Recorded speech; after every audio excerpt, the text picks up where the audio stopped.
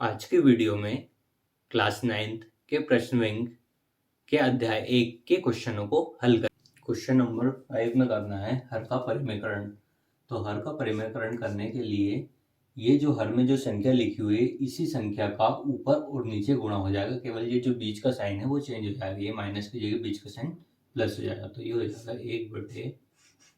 1/7 ऋण करनी 6, यहाँ साइन लगेगा गुणा का, यही का यही संख्या ऊपर और नीचे गुणा हो जाएगी, केवल जो बीच का साइन है वो चेंज हो जाएगा।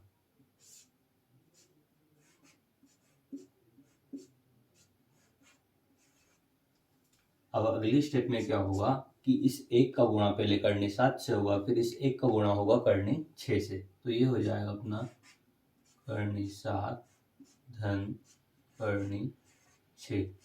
नीचे वाली स्टेप को और देखें तो ये लिखा हुआ है a माइनस बी और a plus B.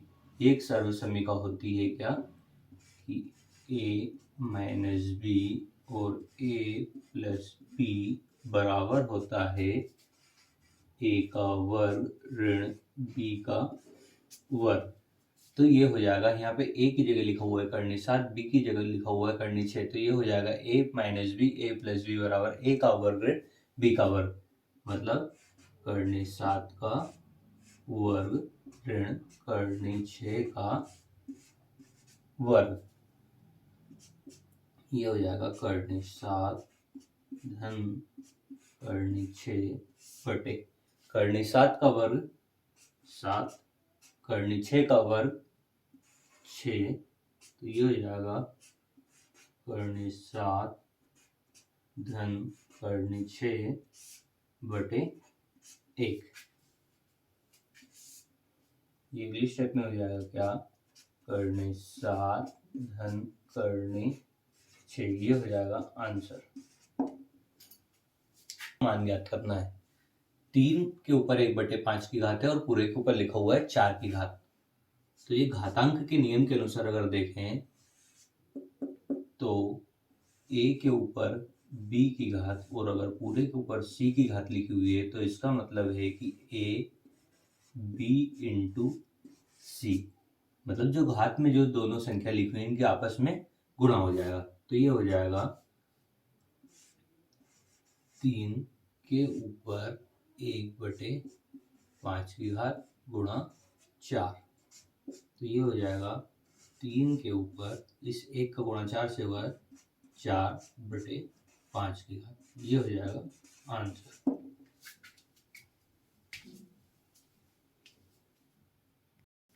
Question number 7 में इन दोनों ब्रैकेट को सरल करना है। इस क्वेश्चन को सरल करना है तो क्या होगा, इस 5 का जो गुणा होगा पहले इस ब्रैकेट में होगा पूरे ब्रैकेट में, फिर ये करनी 7 का गुणा होगा पूरे इस ब्रैकेट में। तो ये इसको लिखेंगे 5 का गुणा करेंगे पहले पूरे ब्रैकेट में 3 धन 2 करनी 2 में, फिर इस करनी 7 का गुणा होगा इस पूरे ब्रैकेट में। तो ये हो जाएगा करनी 7 3 धन 2 करनी 2। 5 का गुणा इस 3 में होगा तो ये हो जाएगा 15, बीच में साइन प्लस का।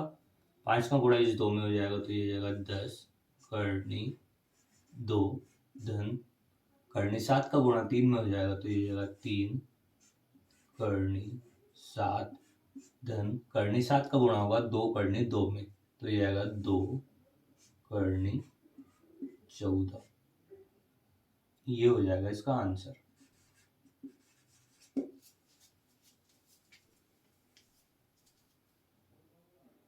क्वेश्चन नंबर 8 में इसको करना है सरल। ये लिखा हुआ है 5/3 ऋण करनी 5। अगर नीचे कोई संख्या करनी हो जाती है तो उसको सरल करने के लिए उसका करते हैं परिमेयकरण। तो परिमेयकरण कैसे होगा, ये लिखेंगे 5/3 ऋण करनी 5। अब ये जो हर में जो संख्या लिखी हुई है इसका होता है परिमेयकरण। तो यही की यही संख्या ऊपर और नीचे गुणा हो जाती है, केवल ये बीच का साइन चेंज हो जाता है, माइनस की जगह ये हो जाएगा प्लस का। नीचे भी ऐसे हो जाएगा करनी 3 धन करनी 5। 5 का गुणा होगा इस करनी 3 से तो ये हो जाएगा 5 करनी 3 धन 5 का गुणा होगा इस 5 करनी 5 से, तो जाएगा 5 करनी 5 बटे में, यहाँ पे अगर देखें तो a माइनस बी और a प्लस बी वाली सर्वसमीकरण लग रही है, जो होती है a माइनस बी और a प्लस बी बराबर होता है a का वर्ग ऋण b का वर्ग। a की जगह देखें तो करनी 3 लिखा हुआ है, b की जगह देखें तो करनी 5 लिखा हुआ है, मतलब करनी 3 ऋण करनी 5 करनी 3 धन करनी 5 बराबर हो जाएगा कितना, करनी 3 का वर्ग ऋण करनी 5 का वर्ग। तो ये हो जाएगा करनी 3 का वर्ग ऋण करनी 5 का वर्ग। ये हो जाएगा 5 करनी 3 धन 5 करनी 5 बटे करनी 3 का वर्ग 3 माइनस का साइन करनी 5 का वर्ग 5।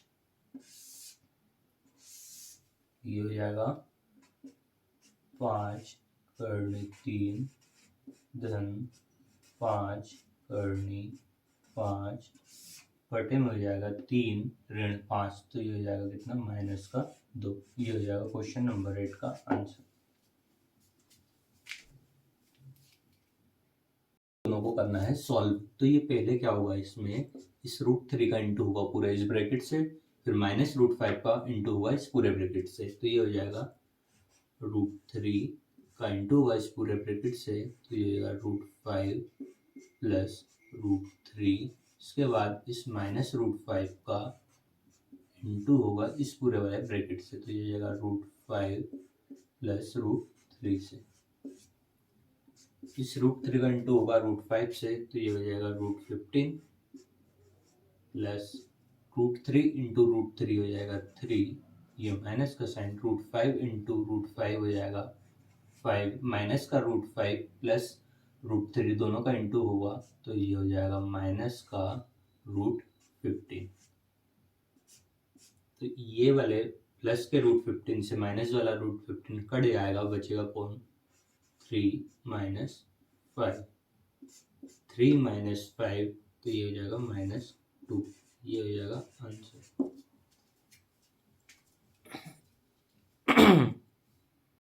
क्वेश्चन नंबर 10 को करना है सरल। करनी 5 धन करनी 2 का वर्ग लिखा हुआ है। एक सर्वसमीकरण होती है a प्लस b का होल स्क्वायर बराबर a square plus b square plus 2ab वाली इसमें सर्वसमीकरण लग जाएगी। यहाँ पे a का मान है करनी 5, b का मान है करनी 2, तो इसके अनुसार ये हो जाएगा करनी 5 का वर्ग धन करनी 2 का वर्ग धन 2 गुणा करनी 5 गुणा करनी 2। तो ये लिखेंगे a का मान लिखेंगे कितना, करनी 5, तो ये हो गया करनी 5 का वर्ग। b की जगह आएगा करनी 2 का वर्ग, करनी 2 का वर्ग धन 2 गुणा करनी 5 गुणा करनी 2। तो ये लिखा हुआ है करनी 5 का वर्ग। करनी 5 का वर्ग मतलब हो जाएगा कितना, 5। इसी प्रकार करनी 2 का वर्ग हो जाएगा 2 धन 2, इन दोनों करनी वाली संख्या का गुणा हो जाएगा, तो ये हो जाएगा करनी 10। तो ये होगा 5 और 2 7 धन 2 करनी 10। ये क्वेश्चन नंबर 10 का आंसर हो जाएगा, 7 धन 2 करनी 10। 11 में इसका मान ज्ञात करना है। क्वेश्चन नंबर 11 का ये पहला क्वेश्चन है। 64 के ऊपर 1/2 की घात, इसका मान करना है। तो सबसे पहले इस 64 के फैक्टर करेंगे। फैक्टर मतलब गुणनखंड करेंगे। कैसे करेंगे, 64 किससे भाग जा रहा है, सबसे पहले तो देखेंगे 2 से भाग जा रहा है, कितनी बार, 32 बार। फिर किससे भाग जा रहा है, फिर 2 से भाग जा रहा है, 16 बार। फिर 2 से भाग जाएगा कितनी बार, 8 बार। फिर 2 से भाग जाएगा 4 बार। फिर 2 से भाग जाएगा 2 बार। फिर 2 से भाग जाएगा 1 बार। इसका मतलब है कि 2 कितनी बार आया, 64 को क्या लिख सकते हैं अपन, 1 2 3 4 5 6, तो 2 6 बार आया, 2 गुणा 2 गुणा 2 गुणा 2 गुणा 2 गुणा 2 के ऊपर 1/2 2 की घात। इस 64 को लिखा 2 गुणा 2 गुणा 2 गुणा 2 गुणा 2 गुणा 2। ये हो जाएगा 2 6 बार आया तो ये हो जाएगा 2 की घात 6, पूरे की घात हो जाएगी 1/2। घातांक के नियम के अनुसार ये हो जाएगा a की घात b, पूरे की घात अगर c है तो घात का आपस में गुणा हो जाएगा, तो ये हो जाएगा b इंटू सी।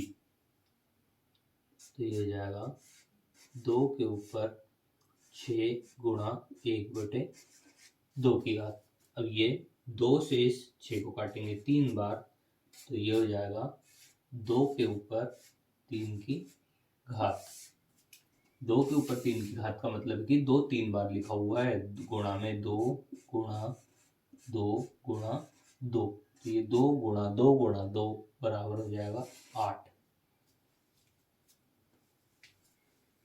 क्वेश्चन नंबर 11 का दूसरा, इसको भी पहले वाले की तरह से करेंगे। सबसे पहले 32 के गुणनखंड करेंगे,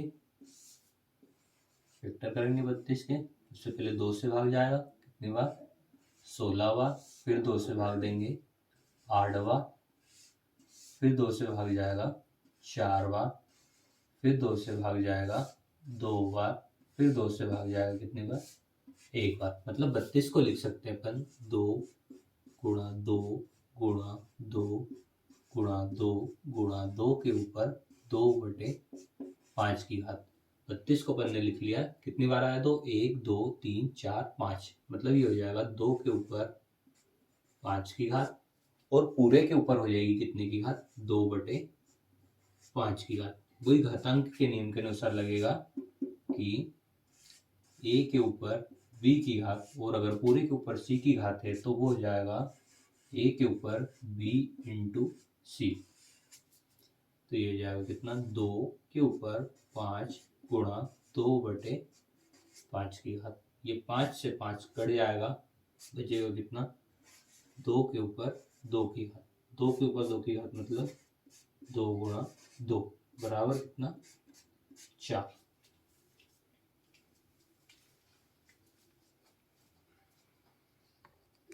ग्यारह का तीसरा, वही 125 के गुणनखंड करना है। करेंगे कितने 125, किससे भाग जाएगा, सबसे पहले 5 से भाग जाएगा, कितनी बार 25 बार, फिर 5 से भाग जाएगा 5 बार, फिर 5 से भाग जाएगा 1 बार। तो 125 को अपन लिख सकते हैं 5 गुणा 5 गुणा 5, पूरे के ऊपर 1/3 की घात। इसको लिख सकते हैं 5 के ऊपर 3 की घात, पूरे के ऊपर हो जाएगी 1/3 की घात। ये हो जाएगा a के ऊपर b की घात, पूरे के ऊपर अगर c की घात है तो ये हो जाएगा a b गुणा c, घातों का आपस में हो जाएगा गुणा। तो ये हो जाएगा 5 3 गुणा 1/3, ये 3 से 3 कट जाएगा, बचेगा केवल 5 के ऊपर 1 की घात। 5 के ऊपर 1 की घात का मतलब होता है 5। क्वेश्चन नंबर 11 का फोर्थ वाला, इसमें भी सेम टू सेम जैसा वैसे ही काम होगा। 16 लाके सबसे पहले गुणनखंड करेंगे, किससे भाग जाएगा 2 से 8 बार, फिर 2 से 4 बार, फिर 2 से 2 बार, फिर 2 से जाएगा कितने बार 1 बार। मतलब इस 16 को लिख सकते हैं अपन 2 गुणा 2 गुणा 2 गुणा 2 के ऊपर 3/4 की घात।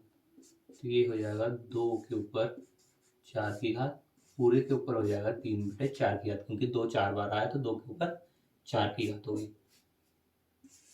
ये हो जाएगा a के ऊपर b की घात, पूरे के ऊपर अगर c की घात लगी हुई तो ये हो जाएगा a b into C.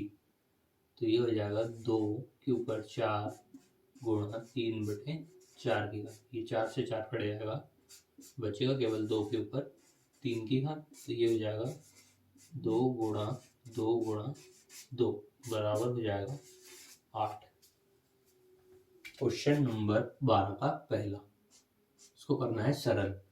Question को देखें तो 2 के ऊपर 2/3 की घात, गुणा में लिखा हुआ है 2 के ऊपर 1/5 की घात। दोनों के अगर देखें तो ये आधार सेम है, घातें अलग अलग है। तो ये होता है a के ऊपर b की घात गुणा में a के ऊपर c की घात बराबर होता है a b प्लस c।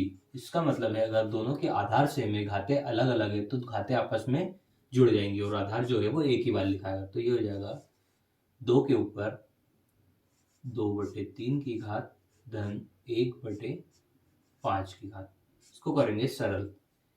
पहले 3 और 5 का लघुत्तम लेंगे, एलसीएम लेंगे, जो कि आएगा 15। 3 का इस 5 से भाग देंगे, 5 बार जाएगा, 5 का गुणा इस 2 में करेंगे तो ये जाएगा 10 धन 5 का भाग इस 15 में देंगे, 3 बार जाएगा, 3 का गुणा होगा इस 1 में तो ये हो जाएगा 3, दोनों जुड़ जाएंगे तो 2 के ऊपर हो जाएगा 13/15 की घात। ये आंसर हो जाएगा 2 के ऊपर 13/15 की घात। क्वेश्चन नंबर 12 का क्वेश्चन नंबर दूसरा, 1/3 के ऊपर 3 की घात पूरे के ऊपर 7 की घात, इसको हल करना है। तो इसका मतलब हुआ है कि 1 के ऊपर भी 7 की घात है और इस 3 के ऊपर 3 की घात और इसके ऊपर भी 7 की घात है। ये 7 की घात दोनों के ऊपर है, 1 के ऊपर भी और जो हर में संख्या लिखी हुई है उसके ऊपर भी। तो 1 के ऊपर 7 की घात का मतलब हो जाएगा 1/3 के ऊपर इन दोनों घातों का आपस में हो जाएगा गुणा घातांक के नियम के अनुसार। तो ये कितना हो जाएगा 21 हो जाएगा। 3 और 7 का आपस में गुणा हो जाएगा तो 21 हो जाएगा। ये लिखा हुआ है 1/3 के ऊपर 21 की घात। तो हम इसको ऐसा लिख सकते हैं घातांक के नियम के अनुसार, a के ऊपर अगर m की घात दी हुई है तो अपन इसको अगर ऊपर ले जाना है, अंश में ले जाना है, तो ये a के ऊपर हो जाएगी -m की घात। मतलब जो घात का जो साइन है वो चेंज हो जाएगा और ये संख्या कहाँ ऊपर जाएगी, अंश में। तो ये हो जाएगा 3 के ऊपर -21 की घात। ये हो जाएगा इसका आंसर। क्वेश्चन नंबर 12 का तीसरा, इसको हल करना है, सरल करना है, मान ज्ञात करना है इसका। तो क्या करेंगे, ये लिखा हुआ है 7 के ऊपर 1/2 की घात गुणा 8 के ऊपर 1/2 की घात। मतलब इनके आधार दोनों के अलग अलग हैं, घातें सेम है। तो घातांक के नियम के अनुसार देखें तो a के ऊपर b की घात गुणा c के ऊपर भी b की घात हो तो ये इसको लिखेंगे a गुणा c के ऊपर b की घात। मतलब दोनों के अगर आधार अलग अलग हो, घातें सेम हो तो आधार का आपस में गुणा हो जाएगा और घात को एक बार लिख देंगे। तो ये हो जाएगा 7 गुणा 8 के ऊपर 1/2 की घात। तो ये हो जाएगा 56 के ऊपर 1/2 की घात। ये हो जाएगा आंसर। नंबर 14 लिखा हुआ है 0.333। इसका मतलब होता है 0.3 के ऊपर लिखा हुआ है बार।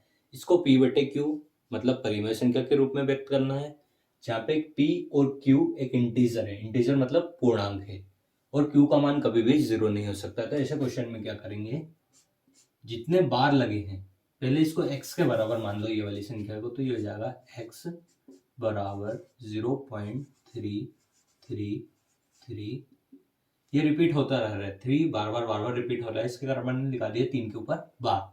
जितने भी बार लगे हुए हैं, जिससे संख्या 3 के ऊपर बार लगा हुआ है, एक संख्या के ऊपर बार लगा हुआ है तो इसको 10 से गुणा कर देंगे, दोनों साइड 10 से गुणा कर देंगे। तो ये जाएगा 10x बराबर 10 गुणा 0.333 अनंत बार। तो ये 10x बराबर हो जाएगा 3.333 अनंत बार।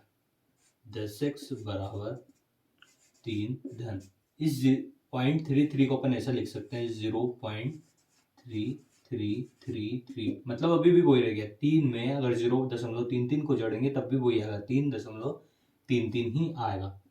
ये 10x बराबर 3। 0.33 को अपन ने माना था यहाँ पे x, तो इसकी जगह पे लिख दिया x। इस x का इधर पक्षांतर होगा तो ये धन में है तो ये ऋण में जाएगा। ये आएगा 10। क्वेश्चन नंबर 15, 1/7 और 2/7 के बीच में एक अपरिमेय संख्या ज्ञात करनी है। तो ये लिखा अपन ने 1/7।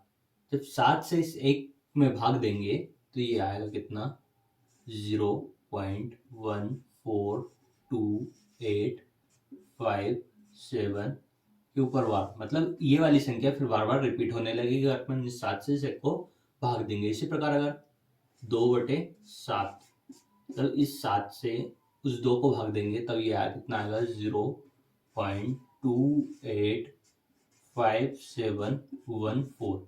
इसके बाद ये संख्या रिपीट होने लगी, बार बार यही संख्या आएगी। इसके लिए अपने इस पूरी संख्या के ऊपर लगा दिया मतलब 1/7 को अपन ने ऐसे लिख लिया है, 2/7 को इस प्रकार लिख लिया। इन दोनों के बीच में एक अपरिमेय संख्या ज्ञात करनी है।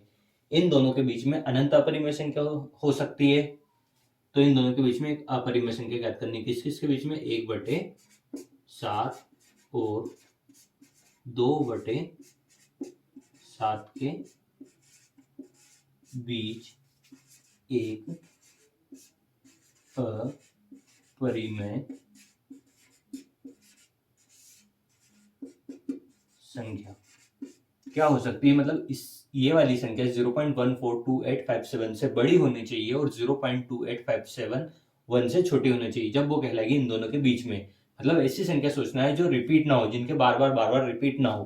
तो ये हो सकती है, कुछ भी हो सकती है। तो अपन इसको लिख सकते हैं 0.15050500750008, ऐसी कुछ भी संख्या हो सकती है जो जिनका पैटर्न रिपीट ना होना चाहिए।